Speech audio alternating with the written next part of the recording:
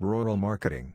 Rural marketing, as the name suggests, is about taking the products, or services, to the rural population, meaning, to people who live in villages. Nature of rural markets. A marketer challenge.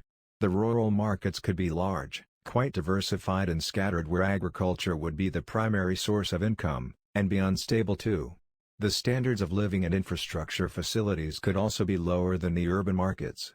The literacy rates could be below par with lower awareness levels, and a resistance to change traditional habits due to lack of learning, could be evident.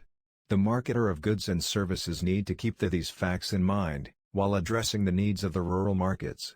However, there also could exist a large potential market, depending on how the product or service is promoted. As a story goes, out of 2 salesmen of footwear who visited a village, one concluded that there was no market for footwear as none in the village wore footwear, but the other salesman saw a huge market potential for the very same reason.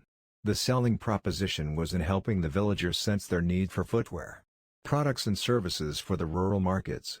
Although, the basic characteristics of the product may not be very different from what is available in the urban markets, the variance in the way it is marketed for a rural population may be quite different from the way it is done for the urban population. Services and its delivery, on the other hand, may need significant adaptation to suit the needs of the rural market. Rural marketing could involve products that are common to any market such as smartphones, or it could be a rural-specific product such as a tractor. Agricultural products are also examples of rural-specific products. In the footwear example, the rural preferences may be for chapels and not for shoes. There is preference for a specific variant among footwear. With respect to services, the services and delivery offered by the rural branches of banks could be a lot different from the urban branches' operations.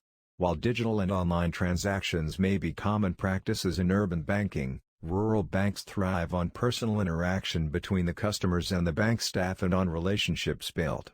Rural marketing could have products that move from urban to rural, rural to urban or rural to rural. Marketing mix for the rural markets. Out of the traditional marketing mix of product, place, price, and promotion, the basic characteristics of the product may not be very different, but the remaining 3 would have to be adapted significantly. There are 4 A's that will facilitate a rural market penetration and sustenance.